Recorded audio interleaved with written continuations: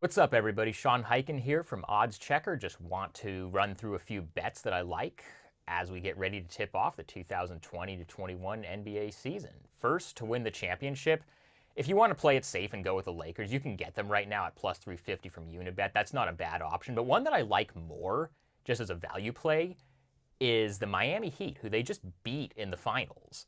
You can get them right now on PointsBet for plus 2,000. You kind of don't hear that much about the Heat this offseason because they didn't do that much in terms of making big roster upgrades. They're just sort of running it back. They're switching out a couple of role players. But I still really like this Heat team. They have the resilience that they were able to get through the bubble. And this is going to be a season where there's just going to be so much attrition just because of the short turnaround and because of the risk of COVID and different things going on there, that you want to go with a team that just has the continuity. They're well coached. You know that they're going to be good defensively with Jimmy Butler and Bam Adebayo. I just think that's an interesting play, and I think that that's one that if you want to go outside of just kind of playing it safe and going with the Lakers, that's one that I think you're going to get some good value on. Now for the East, you can get the Heat right now on multiple different books at plus 800 to win the East. The two favored teams, just generally speaking, are Milwaukee and Brooklyn. But another one that I kind of like in the vicinity of the Heat is the Celtics, which you can get for plus 700 right now on FanDuel. And the Celtics, just like the Heat, you don't really hear about them as making a big splash. And if anything, the conventional wisdom is that losing Gordon Hayward in the offseason means they took a step back. I actually just think Tristan Thompson is so perfect for what they do. When you look at what they were doing in the playoffs last year, they needed one more big who could defend and who can rebound, and I just think Tristan Thompson is perfect for that. So I think that the fact that they made it to the Eastern Conference Finals last year without a big like that, and Gordon Hayward also didn't really give them that much in the bubble, given his injuries. So I think they're going to be okay with that loss, and I think they're a pretty good bet to. If you want somebody who's kind of outside of the Milwaukee, Brooklyn, like the obvious ones, I think Boston's an interesting one to look at. Now in the Western Conference, anybody besides the Lakers or the Clippers, you're going to get pretty good value on. And the two that I like there are the Denver Nuggets, who you can get at plus 1,200 on PointsBet, and then the Portland Trail Blazers, who you can get at plus 2,800 on FanDuel. Those are both teams that, the Nuggets didn't make any huge upgrades in the offseason. If anything, they lost Jeremy Grant, but they also just, do think Michael Porter Jr. is probably ready to take that next step. And they also just made the conference finals, so they have the continuity. So I like them as kind of a dark horse. And then Portland, obviously everybody's talked about kind of the offseason that they had, bringing in Robert Covington, bringing in Derek Jones Jr. They're going to have Yusuf Nurkic healthy. They're going to have Rodney Hood healthy. Damian Lillard, obviously, we've seen what he can do in the playoffs. So that's a team that I mean, obviously the Lakers and the Clippers are the favorites for a reason, but if you want kind of a long shot, Portland and Denver, I think, are two that I would look at. Now, MVP is a little bit more interesting this year.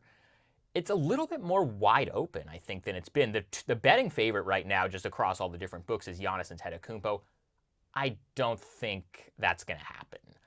Even if he has another season that's MVP worthy, you have to look at kind of the voting patterns and just the MVP is a regular season award, but previous playoff performance does factor into it a lot of the time.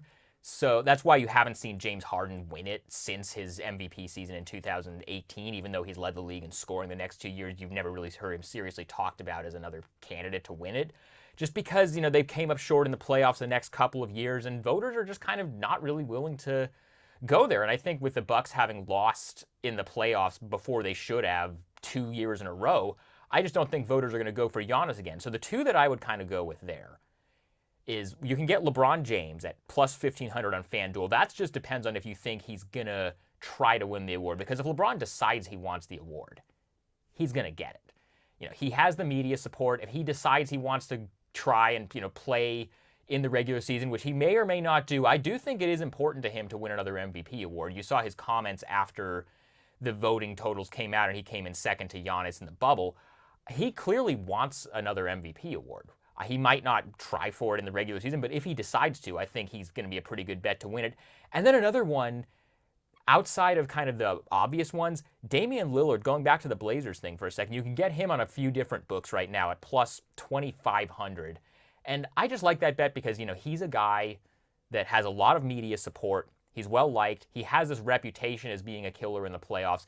If the Blazers get a top 4 seed in the West, I think there's going to be a pretty significant amount of narrative support for him if he puts up the kind of numbers that he put up last season.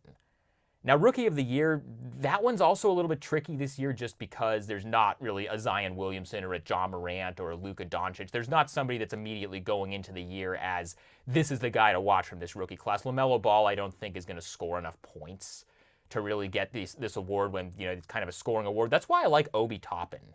He's going to put up the numbers. He looks good offensively so far in the preseason. And he's going to have the New York media support behind him. And so I think that if he's good, then, the Knicks whenever the Knicks are at all relevant, they take up so much space in the national conversation. And people are just kind of desperate for them to be relevant at all. And so I think if Obi Toppin looks good early, there's going to be a swell of momentum for him to get Rookie of the Year. And I think that's going to carry over. So those are the bets that I would look at least as the season gets started. So I'll be back with you guys next week once the season starts with some picks for some games. I am Sean Highkin.